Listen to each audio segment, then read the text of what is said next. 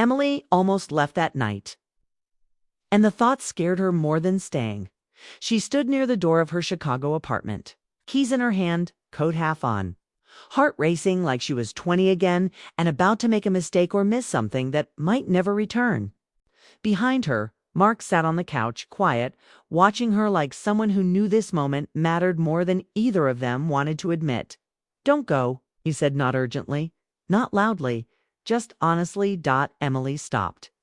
She closed her eyes for 1 second, then slowly set her keys down. She turned back around, feeling the weight of years pressing against her chest. This wasn't about comfort anymore. This was about truth. She walked back into the living room and sat down, not as close as before, but not far either. The air felt charged, like the seconds before a storm breaks. They didn't waste time pretending. "I think we've been lying to ourselves," Mark said. His voice was steady, but his hands gave him away. Not in a bad way, just avoiding. Emily nodded. "'Cause it was easier. And safer," he added. She looked at him, then really looked. The familiar lines on his face, the tired kindness in his eyes. This wasn't a stranger. This was someone who had seen her cry, laugh, fail, and rebuild. Someone who knew her life. Not just the best parts. Safe isn't bad, Emily said. But it can become lonely. Mark, let that sink in. "I don't want to lose you." "That's not what this is about," she replied softly. "I think we're scared because we already cared too much." Silence followed, but it wasn't empty. It felt full of memories of nights like this that almost became something more. And then DIDN's single quotes to Mark stood up and paced slowly, running a hand through his hair. "After my divorce, I promised myself I wouldn't risk something real unless I was sure." Emily watched him, and now he stopped. "Now I realize I've been sure for a long time." The words hit her harder than she expected. Her throat tightened. "Why didn't you say anything?" Mark smiled sadly. "'Cause I didn't want to be the reason you got hurt again."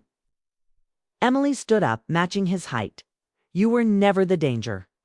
They stood there, close but not touching, the space between them charged with meaning. This wasn't a movie moment. No rush, no dramatic music. It's just two adults facing something they couldn't ignore anymore. Mark took a careful step closer. "If we do this," he said, "we can't go back to pretending." Emily met his gaze. "I don't want to."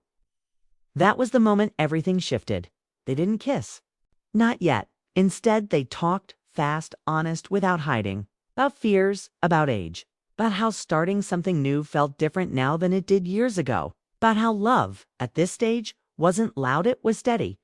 Hours passed without them noticing. At some point, they sat back down on the couch, closer this time.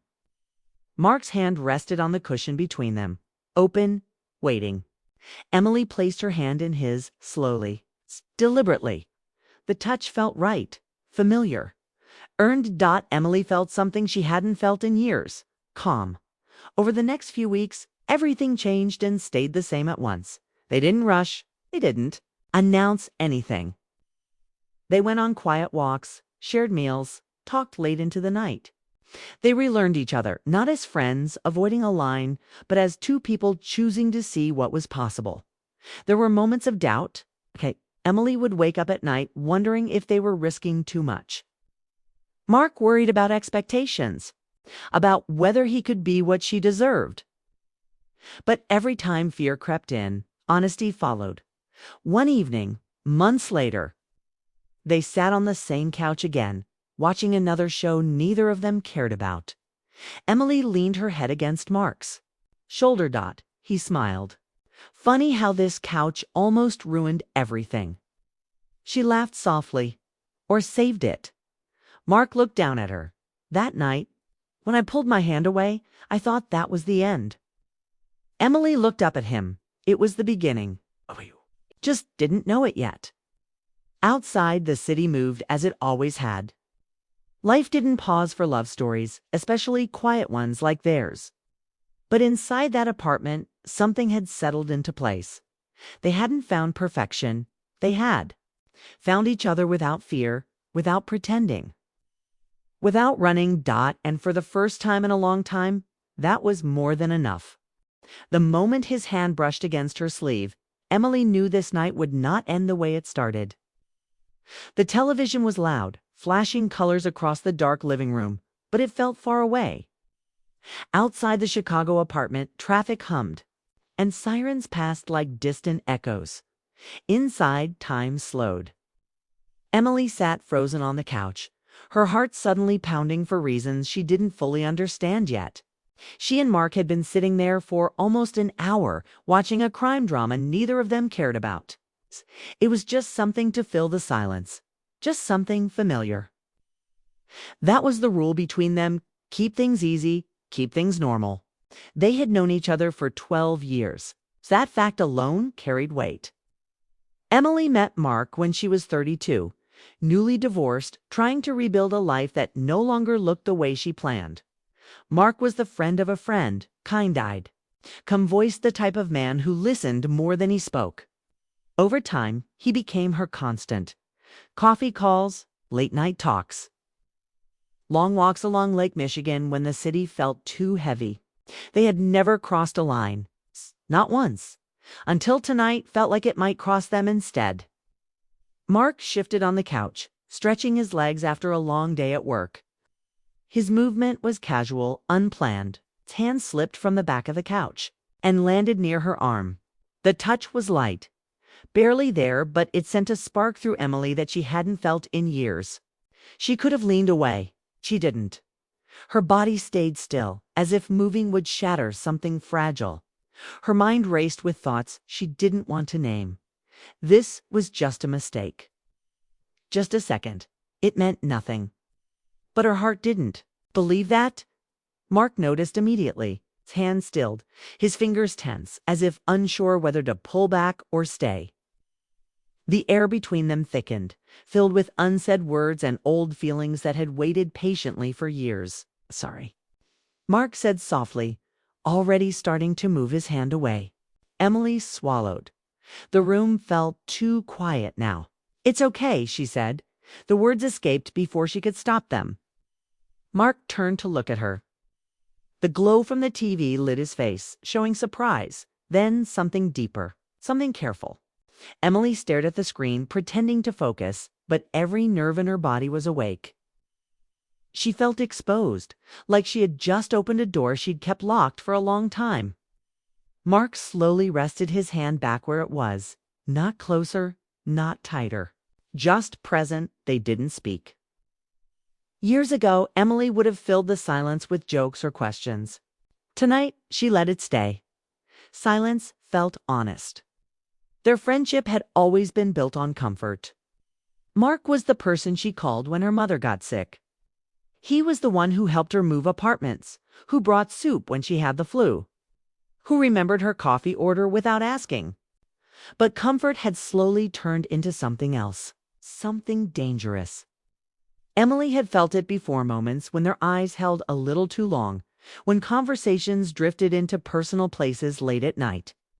Each time, one of them had stepped back, smiled, changed the subject.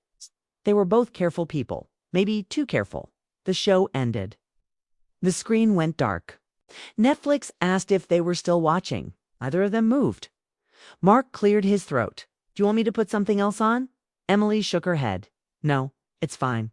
Another pause. Her thoughts ran fast now. She thought about the years she spent dating men who never quite felt right.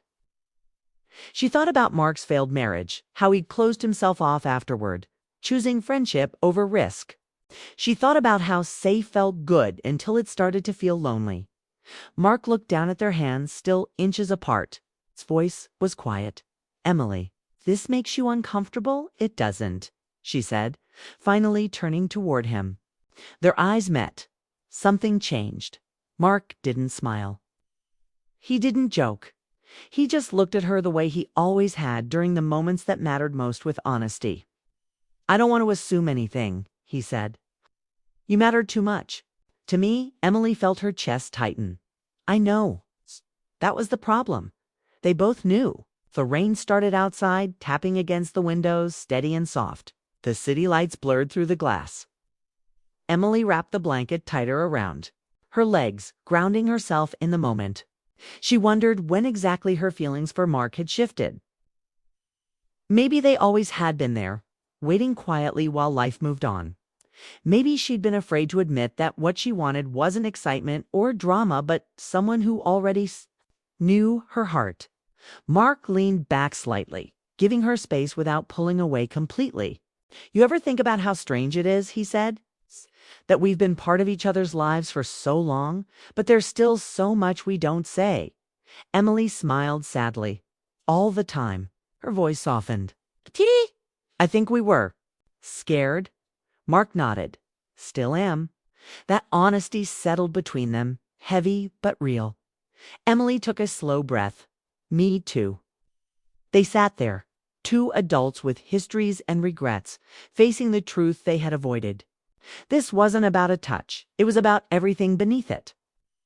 Mark's hand finally moved again, not toward her arm, but to rest on his knee. The space between them returned, but it felt different now, like a choice instead of an accident. Emily felt the loss of warmth immediately. She surprised herself by missing it. She stood up suddenly, needing motion, needing air. "I'll get some water," she said. In the kitchen, she leaned against the counter, closing her eyes. Her reflection stared back at her in the dark window, older, wiser, tired of pretending she didn't want more. She remembered all the moments she had almost told him, all the times she'd chosen safety instead. Mark's voice came from behind her. "Emily," she turned. He stood a few feet away, hands in his pockets, looking unsure in a way she had rarely seen. "If I crossed a line, you didn't," she said quickly. He studied her face, searching for certainty. "Then what are we doing?" Emily hesitated. This was the question she had avoided for years. "I don't know," she admitted, "but I don't think pretending nothing is there is working anymore." Mark exhaled, slowly, as if he'd been holding his breath for a long time. "I feel the same." The words landed softly, but their meaning was powerful. They returned to the living room, sitting again, this time with more space between them, but more truth, too. The moment hadn't passed. It had shifted. Emily knew. This was just the beginning of something uncertain, something fragile, something that could change everything they had built. As the rain continued outside and the city slept on, Emily realized she hadn't moved away when his hand slipped, not because she was careless, but because her heart was finally ready to stop running. That realization stayed with her, steady and unavoidable as the night stretched forward into something neither of them could ignore anymore.